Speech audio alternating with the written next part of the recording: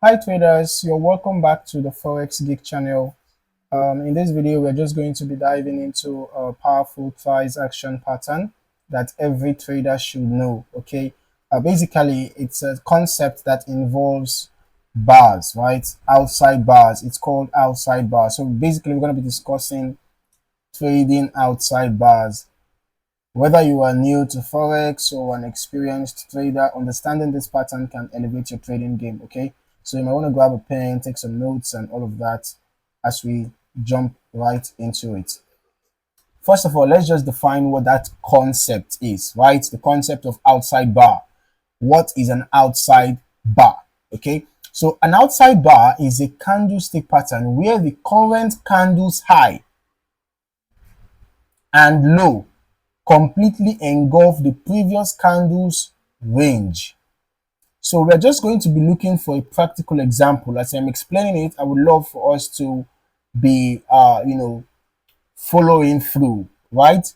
So let's see, the low of this candle is 1.02. Okay, you can just look here, you're going to find it right around here.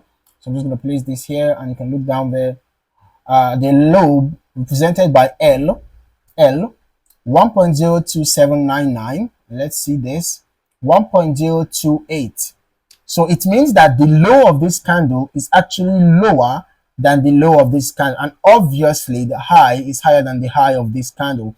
So we have an outside bar around here. Okay, so because an outside bar basically it engulfs the previous candle. Okay, like it swallows it up, right? The low of the outside bar candle is lower than the low of the previous bar's candle, and the high of the outside bar's candle is higher than the high of the previous bar's candle, meaning the outside bar completely engulfs the previous candle's range. So think of it as a sign of a potential momentum shift in the market. So this pattern basically tells us that during the current time frame, the market experienced a greater range of movement than the previous period. Now, this can indicate increased volatility, a reversal, or a continuation of the trend, right? But context is key, and we're just going to be getting into that in a moment. For example, if the previous candle's high, as you can see, this particular example, the previous candle's high was around here, right? Around here, right? And its low, we can see that its low, we already did the measurements. Its low was, somewhere around here. But the current candle's high, we can see, okay, this is not exactly the current candle, but I'm using this as an example because this is an example of an outside bar, right? We didn't exactly have, an outside bar here. So just have to use an example where we had an outside bar. So this candle, we can see that the high was higher than the previous. And similarly, the low was lower than the previous. Okay, so you've got an outside bar. Basically, whenever you find such context or such representation, just know that you've got an outside bar. All right, so outside bars are significant because they reflect a battle between buyers and sellers. When one side wins decisively, it can lead to strong price movements. For this reason, outside bars are often considered signals for potential market reversals or trend continuations. In this scenario, we can see that right after we had the outside bar formation, that was the beginning of a range. Can you see that? You will notice that right after the formation, then we had this range. All right, then after this range, the sellers, the bears eventually prevailed, and we had a breakdown, all the way to this point, right? So after the outside bar formation, that showed that there was, some tug of war between buyers and sellers, right? And then, we had a brief consolidation. Well, not exactly brief because this is the 1 hour time frame, and the consolidation lasted for a couple of days, from the 8th of January till the 10th of January, just a few days. And, right after that consolidation range for a few days, we now had a breakout to the downside. Okay.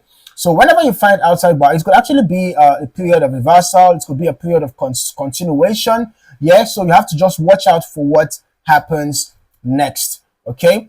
Watch out for what happens next. Now, why are outside bars so important? They actually highlight volatility, right? A wider range shows increased activity in the market. Okay, and also the signal momentum shifts. Outside bars often occur before a reversal or a breakout. And also they offer clear entry and exit points. When used properly, they can help you time your trades more effectively. All right, now let's just quickly talk about how to trade outside bars effectively. The step one is identifying the pattern. Look for candles that engulf the high and low of the previous one. It's as simple as that. Okay, so once you spot an outside bar, you need to consider its context. Here are three scenarios to look out for. The first is reversals. If an outside bar forms at a key support, right, or a key resistance level, it could signal a potential reversal, like what we had around here, right? This was around the support, and that is the reason why we had a consolidation, because a reversal was kind of building up. It's just that eventually the bears prevailed, right? And then in the aspect of breakouts, in trending markets, outside buys can indicate a continuation of momentum, right? So you might find an outside bar, perhaps maybe after a pullback or something like that. But if you find an outside bar in a strongly trending market, around a pullback zone, it could be that continuation is going to happen, right? And then you can also find it around range, right? In terms of range trading, when markets are consolidating, outside bars can signal short-term opportunities as well. It can give you a signal to buy or a signal to sell within the range. Okay, so now let's just quickly talk about risk management. Okay, like any strategy out there, trading outside bars comes with risks. So it's crucial to have a solid plan in place. Okay, so it's important that you make use of small lot sizes, because this minimizes your exposure. Also, set a clear stop loss. All right, always place your stop loss above or below the outside bar to protect yourself. If it's a buy trade, you set your stop loss below. If it's a sell trade, you set your stop loss above. Okay, and also combine with other tools. You can use indicators like moving averages, for the sake of confirmation, right? You can also make use of your RSI, the relative strength index, okay? Just for the sake of confirmation, to confirm the signals given to you. For example, here we can see that we had a confirmation that a bullish reversal ought to happen, in as much as it eventually got rejected here and a consolidation began, right? But if you had entered a buy trade around here, at least you would have caught some pips, okay, around this resistance. All right, so there you have it, everything you need to know about trading outside bars. This pattern is a fantastic addition to your price action toolkit. Also, remember that not all outside bars are created equal. Okay, pay attention to the volume and the market conditions. All right, avoid trading during low volatility periods or major news events when patterns can be less reliable. Okay, this pattern is actually a fantastic addition to your price action toolkit.